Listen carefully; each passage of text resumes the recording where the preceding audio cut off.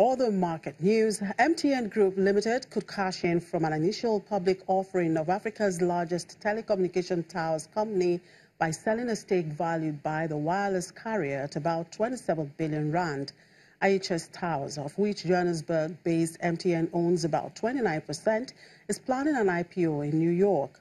MTN's Chief Financial Officer Ralph Mopita says if the tower operator goes ahead with the share sale and the valuation is appropriate, MTN will look to sell out. IHS, Hillox Towers Africa LLP, and Aton Towers Limited are all looking to take advantage of high industry valuations to sell shares and fund expansions. And in Tanzania, officials have begun talks with Bharti Airtel Limited to discuss ownership of the company that is disputed. The company requested the proceedings after a government investigation into the ownership of Airtel's local unit found that the 60% stake was transferred illegally. Airtel said in December that its 2010 acquisition of the stake from Kuwait's mobile telecommunications company known as Zain was in full compliance and followed all approvals from the government. Tanzania's complaint relates to the initial privatization of the company 5 years prior to when Airtel took control.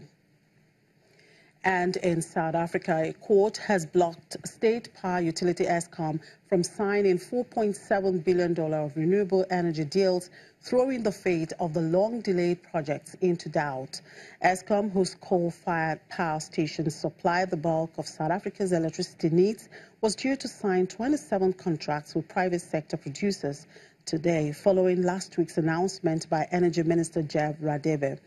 But the National Union of Metal Workers of South Africa, the country's biggest union, launched an urgent court bid late on Monday, arguing the deals would lead to reduced demand for coal-based power and job losses in the coal-producing province of Mpumalanga. NUMSA, whose court challenge was backed by a civil society group called Transform SA, also argued that renewable electricity costs were higher than coal and so would hit the economy. Cash-strapped Eskom has been bedeviled by governance concerns and high turnover among top executives. And still in South Africa, the country is opening its doors to more goods from Nigeria, provided they are manufactured and finished within Nigeria. Speaking to a group of visiting members of the Nigerian South Africa Chamber of Commerce in Johannesburg today, Mrs. Zanella Sani, a director at the South African Department of Trade and Industry, outlined efforts of her department to boost trade and economic cooperation between both countries. She gave more details of this mandate to import Nigerian finished products to Channels Television.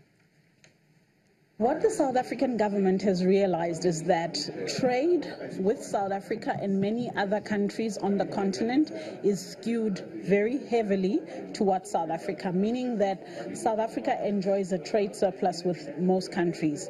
At the same time, we also realize that South Africa and many other African countries import a lot of other goods from other countries. So what is available on the continent, we are then mandated to ensure that our business sector imports what is available and manufactured on the continent, meaning that products that are manufactured in Nigeria, we then have a mandate to assist business people to source them from Nigeria into South Africa. What kind of products are you talking about? Anything produced within Nigeria? These are manufactured products. So this would be anything that is finished in Nigeria. So if there are goods, tomato paste, technology, anything, there's no limits to what we can import, but it has to be made and finished in Nigeria, and then it must meet the standards of compliance. So if it's agricultural produce, the standards and the harmonization that would already have to be cleared by the Departments of Agriculture of the two countries. But if it's products where the two standards authorities of Nigeria and South Africa, there's common alignment. So goods that can be traded, there's actually no limit in terms of that. But our preference is for beneficiated good, or where value has been added, manufactured in Nigeria to be consumed in South Africa.